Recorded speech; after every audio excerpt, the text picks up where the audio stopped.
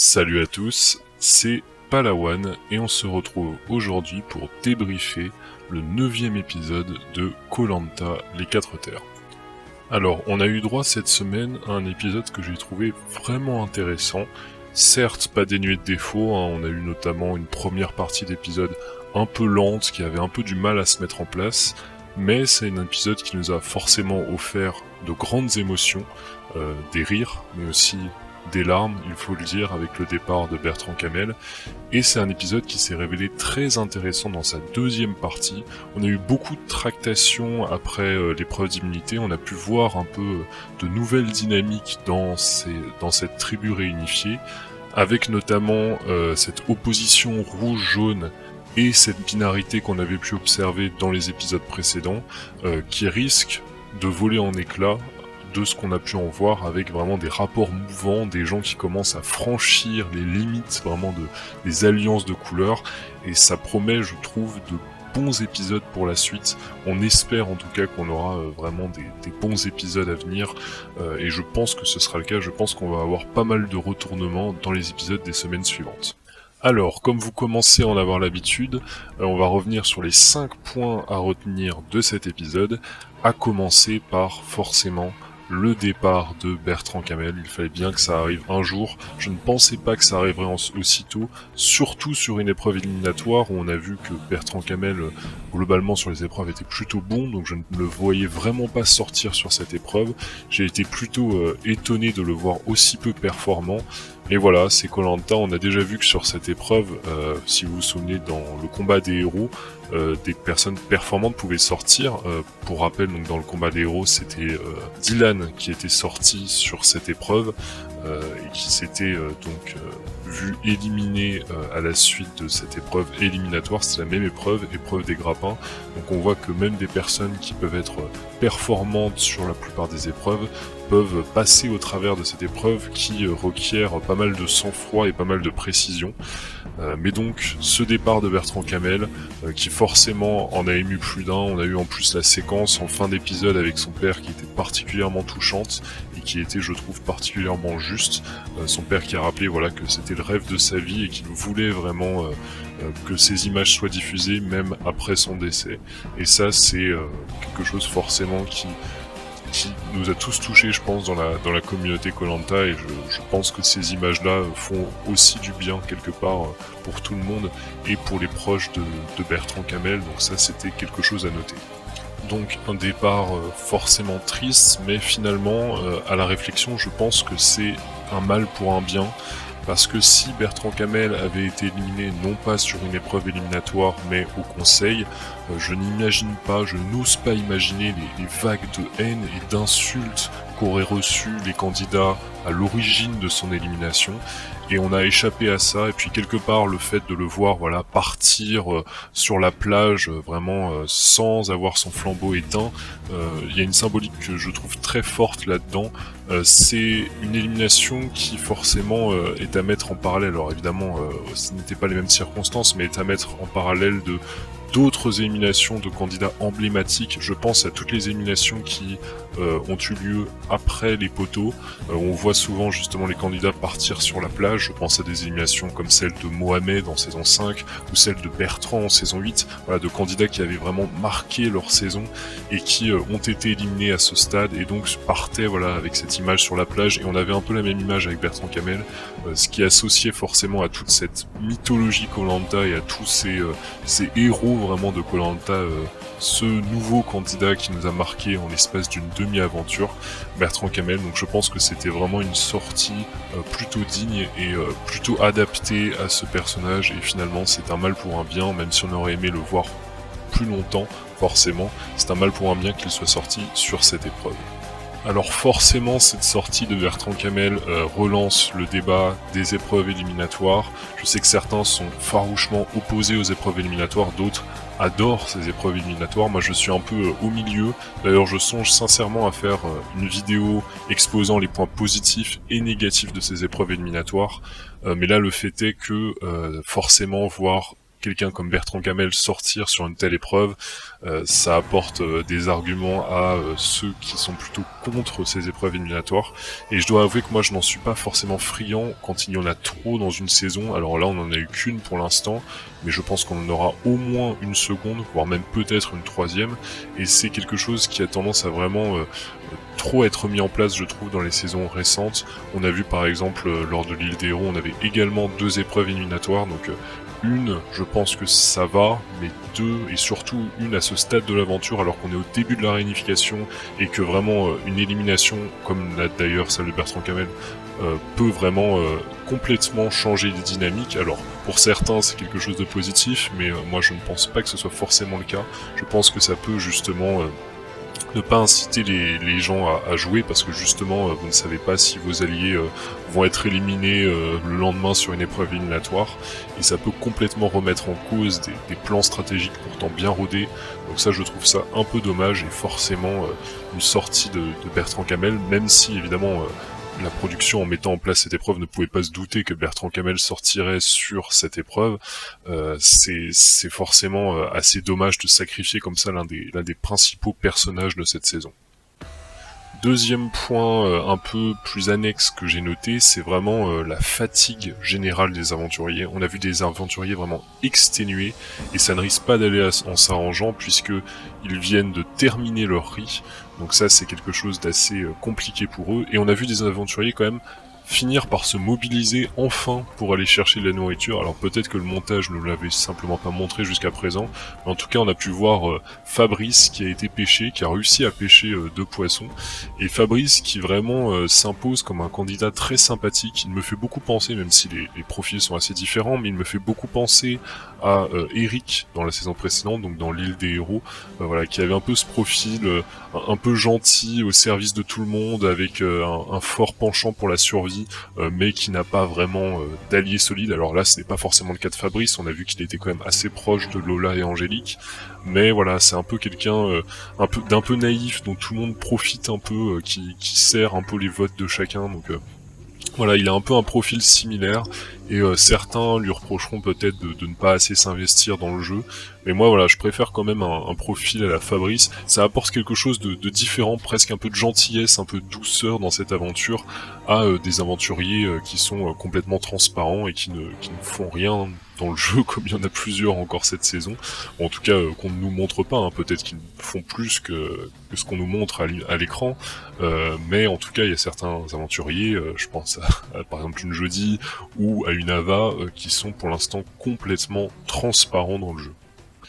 Troisième point intéressant à noter, c'était cette épreuve de confort avec une triple récompense, et j'ai trouvé que c'était particulièrement malin de faire ça. J'ai particulièrement apprécié justement cette épreuve de confort qui se disputait un peu séparément, avec 3 récompenses possibles, donc 3 épreuves en parallèle. C'était assez intéressant parce que ça permettait d'introduire un peu de stratégie dans le jeu, avec justement le choix de la récompense. Est-ce qu'il valait mieux choisir la récompense évidente que tout le monde allait choisir pour essayer de gagner voilà la meilleure récompense, ou est-ce qu'il valait mieux justement se dire voilà, telle récompense elle va plutôt être choisie par tout le monde, donc je vais essayer de me positionner sur une récompense peut-être moins convoitée pour avoir plus de chances de la remporter. Enfin, c'était assez intéressant, même si cette stratégie on l'a vu à ses limites, puisque finalement la récompense qui était la moins convoitée, celle pour laquelle il y avait seulement 3 aventuriers qui se disputaient, donc à savoir la douche et le massage, et finalement celle qui a duré le plus longtemps, avec le combat final le plus long et donc la plus difficile à remporter. Donc bon, cette stratégie avait finalement ses limites, mais c'était tout de même intéressant d'instituer ça, et on a vu qu'on a eu un très bon coup de stratégie qui a d'ailleurs été souligné par Denis Brognard, et c'est quelque chose d'assez rare justement pour le faire remarquer.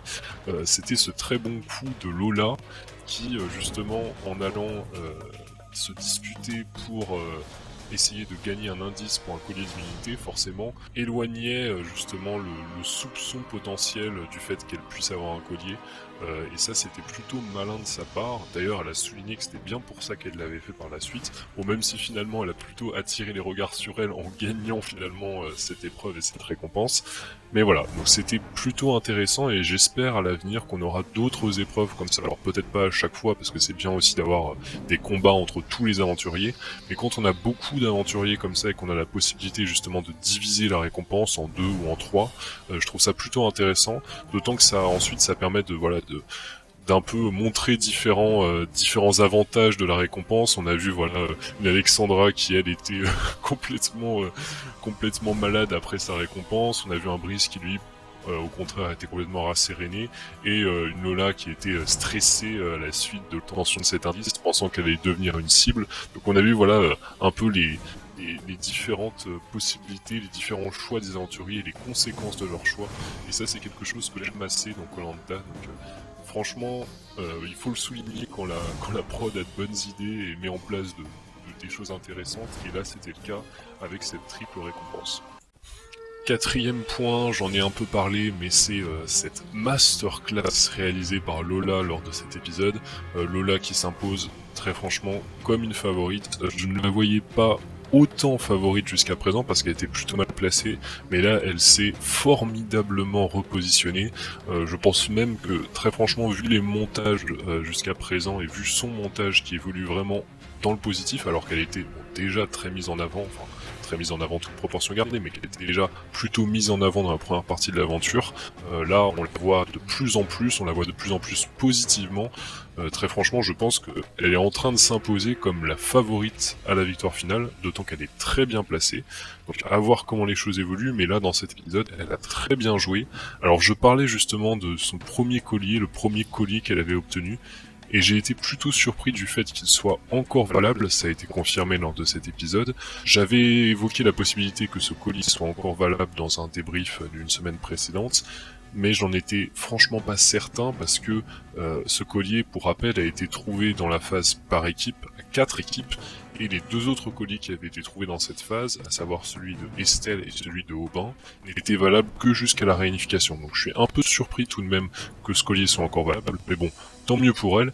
Et elle en a donc trouvé un deuxième, donc elle a 2 colliers, elle n'en a utilisé aucun lors de ce conseil, ce qui était particulièrement risqué, mais finalement plutôt bien joué. Elle a failli nous faire une TERA, comme on l'appelle à présent, mais voilà, qui finalement lui a permis donc de garder ces 2 jokers sans que personne ne se doute qu'elle a ses colliers, puisque en ne les jouant pas en plus, les autres, je pense, ont été plutôt confortés dans leur soupçon qu'elle n'avait pas trouvé le collier. Donc ça c'est plutôt aussi bien joué de sa part, et aussi l'information importante, c'est qu'elle a quand même parlé du collier qu'elle avait trouvé à Angélique. Donc il y a la possibilité également, elle a évoqué je crois le fait qu'elle puisse le donner à Angélique.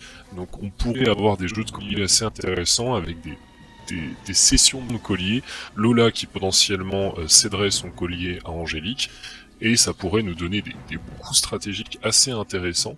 Mais ce qui est tout de même intéressant, c'est qu'elle n'a pas parlé de son second collier à Angélique, ce qui montre que Lola a tout de même de la suite dans les idées et qu'elle pense à l'éventualité où potentiellement Angélique pourrait ne plus être une de ses alliées, ou elle pourrait éventuellement se séparer d'elle.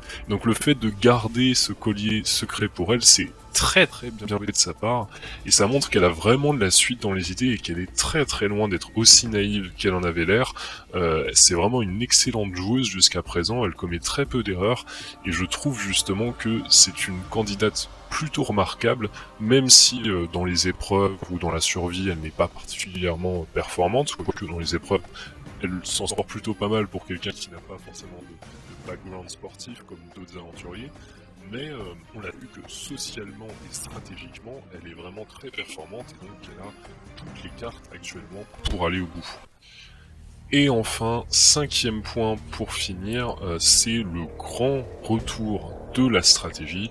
J'en ai parlé dans la fin de l'épisode, on a eu beaucoup de tractations et on se rend compte que les alliances par couleur, bien qu'elles dominent encore les votes, sont un peu en train de bouger. Déjà on parle moins de mérite qu'avant, alors il y a un peu de mérite qui rentre en compte, mais l'élimination de Joaquina ne rentre pas forcément dans cette case-là, puisque bien que Joaquina ne soit pas forcément la plus méritante, elle n'avait pas non plus peu de mérite finalement, elle n'était pas particulièrement inactive sur le camp, au contraire, donc son élimination. stratégique qu'autre chose, donc ça c'est assez intéressant. D'ailleurs ça a été assumé par certains candidats, et on se rend compte que les candidats commencent vraiment à avoir des considérations stratégiques, commencent à s'interroger sur leur position dans la tribu, et certains ne sont pas forcément rassurés. Alors les rouges forcément en premier lieu, puisqu'ils sont assez isolés, maintenant ils ne sont plus qu'à 3, mais également certains jaunes, et notamment les hommes jaunes, qui manifestement comptaient faire une alliance, notamment avec un Bertrand Camel, et avec le départ de Bertrand Camel qui se retrouve un peu isolé face au groupe de filles jaunes, à savoir le duo fort Angélique Lola, mais également Alexandra et Alix, qui potentiellement peut se rallier à ce groupe. Et donc les garçons, à savoir le duo fort Loïc, Laurent et Dorian, qui est plus ou moins rattaché à ce groupe, et potentiellement donc Brice, même si les rouges qui pourraient également se rallier, se sentent un peu challengés par cet autre groupe féminin auquel on pourrait voir se rattacher une Jodie, même si pour l'instant elle a été plutôt dans la direction des rouges en se rapprochant de Joaquina lors de cet épisode, ce qui est particulièrement étonnant stratégiquement. Je crois qu'on a rarement vu ça, un aventurier qui fait partie intégrante d'une équipe majoritaire et qui se rallie à une équipe minoritaire, mais sans pour autant pouvoir faire la bascule, qui se rallie alors qu'il n'y a aucune chance de renverser la vapeur. C'était tout de même plutôt étonnant de sa part. Ça prouve que Jodie est sans doute la moins bonne joueuse encore restante, mais globalement voilà, on observe un peu des pôles qui commencent à se former et qui annoncent peut-être une potentielle bataille des sexes. Alors je n'en sais rien pour l'instant, rien n'est joué, même s'il y a vraiment ces deux pôles masculins, féminins qui sont en train de se former, notamment autour des deux duos forts dont j'ai parlé. On remarque d'ailleurs que c'est deux duos qui sont très forts parce que c'est des duos qui sont dans la même équipe depuis le début, qui étaient dans la même équipe quand il y avait 4 tribus et qui étaient dans la même équipe avec 2 tribus. Donc on a ces deux duos et potentiellement donc des gens qui gravitent autour. Donc je l'ai dit Dorian pour Laurent et Loïc, je l'ai dit Alexandra pour Angélique et Lola, et voilà des Alix, une Alix qui est un peu perdue au milieu parce qu'elle est proche de Dorian mais qui en même temps pourrait s'allier avec les filles. Et puis des rouges qui, malgré le fait qu'ils soient pour l'instant dans une situation critique, pourraient finalement devenir extrêmement importants en tant que swing vote, en tant que vote décisif, pouvant faire la bascule entre l'alliance, une alliance ou une autre. Et je vois vraiment lors des prochains épisodes ces deux pôles, ces deux nouvelles alliances s'affronter, d'autant qu'on a eu plusieurs indices de cela par le passé. Je pense notamment à Denis Brognard qui, dans les épisodes avant la réunification, je sais pas si vous en souvenez, avait insisté sur le potentiel d'une alliance de filles. Et à mon avis, en général, quand on insiste autant sur un point dans Koh-Lanta, ce n'est pas pour rien. À mon avis, il va y avoir une alliance de filles qui va se former. À voir si elle aura du succès ou non, ça on peut pas le prédire. Mais le fait est que je vois bien cette alliance féminine se former, et donc ces dynamiques de tribus un peu évoluer de tribus jaunes contre rouges à une scission au sein de la tribu jaune, et les quelques aventuriers rouges restants pouvant finalement choisir leur camp et faire la bascule. Alors je ne sais pas si ça se passera dès le prochain épisode, mais je pense que ça va arriver dans les semaines à venir. J'ai été également assez surpris des votes lors de cet épisode parce que on a eu des votes qui se sont répartis assez étrangement. On a vu notamment un Loïc qui finalement a privilégié l'alliance verte initiale à l'alliance jaune, puisqu'il n'a pas voté contre Joaquina, mais qu'il a préféré voter contre Lola, ce qui n'a pas été le cas de Laurent. Laurent a sacrifié Joaquina, et c'est finalement la 3e aventurière verte à partir depuis le début de la réunification. On a eu 3 aventuriers verts qui sont partis, donc l'équipe verte qui était en majorité, qui avait tout pour prendre le pouvoir, finalement est décimée. C'est entre autres expliqué par ce duo Laurent-Loïc qui est dans cette alliance jaune et qui se sent bien dans cette alliance jaune et qui donc n'a pas hésité à sacrifier ses alliés initiaux, à savoir donc les verts qui avaient basculé dans le camp des rouges, pour justement asseoir leur position dans l'alliance jaune. Et ça c'était plutôt intéressant. Alors même si Loïc n'a pas forcément participé activement à cela, comme je l'ai dit, il a même plutôt pris parti contre Lola et donc contre l'alliance jaune dans cet épisode. On a vu que Laurent, lui, était vraiment actif et a activement participé à l'élimination et de Hadja et de Joaquina lors de cet épisode. Mais donc, je disais, les votes étaient étonnants parce qu'on a eu donc cette scission au sein du duo Laurent-Loïc en termes de vote, mais également voilà plusieurs aventuriers qui ont fait la bascule. Alors j'exprimais mon incrédulité face au choix de Jodie de finalement s'allier avec les rouges, parce que ça n'a pas vraiment de sens, alors qu'elle était, alors certes pas forcément très bien positionnée dans la tribu jaune, mais voilà, là elle se désolidarise complètement des jaunes, et ça risque d'être compliqué par la suite pour elle, d'autant qu'elle n'était pas très bien intégrée déjà socialement, donc faire un tel pari, ça va forcément l'exposer, et ça risque de signer réellement dans les prochains épisodes potentiellement son arrêt de mort. Tout dépend de comment elle va réussir à se tirer de ce mauvais pas. Potentiellement en s'alliant avec les autres filles, elle pourrait y parvenir. Si elle joue un peu mieux socialement, elle pourrait tenter justement de s'allier à ce duo fort Lola-Angélique et à Alexandra qui leur semble maintenant liée, pour justement essayer d'aller un peu plus loin dans l'aventure, même si elle ne serait clairement pas au cœur de cette alliance. À noter également le choix de Brice qui a été étonnant. Brice qui a décidé de voter Alexandra. Alors je ne sais pas s'il s'en est expliqué depuis, moi c'est un choix qui m'a vraiment étonné. D'ailleurs au début je ne pensais pas que c'était lui qui avait voté contre elle, mais je pense que c'était voilà une manière quelque part de se désolidariser discrètement de l'Alliance Rouge, en sachant que Joaquina était de toute façon perdue et que son vote ne ferait aucune différence. C'était une manière voilà de finalement potentiellement commencer à se rapprocher des garçons jaunes et donc garder cette possibilité de faire la bascule parce qu'il sent que le bateau rouge est un bateau en perdition, un bateau sur le point de couler. À noter également Fabrice qui a finalement fait le choix également de basculer côté jaune en éliminant Joaquina puisqu'il a voté contre elle, malgré le fait que voilà il hésitait, on l'a vu pendant tout cet épisode, mais très clairement il ne pouvait pas voter contre Lola. Il aurait pu également voter blanc, mais il a eu le courage au moins de faire un choix et donc de voter contre Joaquina. Finalement c'est plutôt bien joué de sa part, même si bon il le fait plus je pense par affect que par stratégie, mais on sent que voilà, il est assez proche de Lola et d'Angélique, et donc il va pouvoir potentiellement se rallier à elle, et je pense qu'il pourra être très important dans la suite de l'aventure, parce que ça pourrait être l'un des candidats, éventuellement l'alliance de filles, plus lui du coup, de remporter justement un peu la majorité et donc de prendre le contrôle de cette tribu et potentiellement d'aller loin. Je pense qu'il a tout à fait le profil s'il arrive à échapper aux épreuves éliminatoires potentielles qu'on aura dans les prochains épisodes. Je pense qu'il a le profil pour aller jusqu'en finale. Donc c'est un candidat voilà, qui pour l'instant est très discret, mais qui pourrait se faufiler par exemple jusqu'à l'orientation en restant voilà allié à ce duo fort Angélique Lola, à condition que Angélique Lola prenne bien le contrôle du jeu, mais c'est plutôt bien parti étant donné qu'elles ont 2 colliers.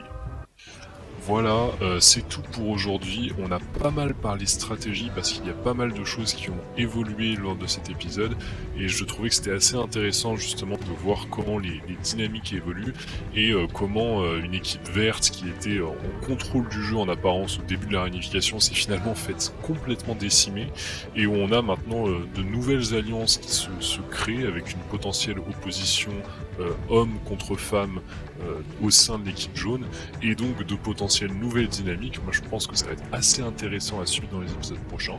Peut-être que je me trompe complètement, peut-être qu'on aura quelque chose d'encore différent que je n'ai pas vu venir, comme je n'avais pas vu venir l'élimination de 3 verts dès le début de la réunification, mais c'est ça aussi qui rend Koh-Lanta intéressant. Mais je trouve que voilà, ces potentielles alliances hommes contre femmes seraient assez intéressant parce qu'on n'a jamais vu une alliance purement féminine triompher. On avait déjà vu une alliance purement masculine, notamment dans la nouvelle édition, mais une alliance purement féminine réussir son coup, on n'avait jamais vu ça, donc à voir. Peut-être qu'on aura ça pour la première fois dans l'histoire de Koh-Lanta avec cette saison.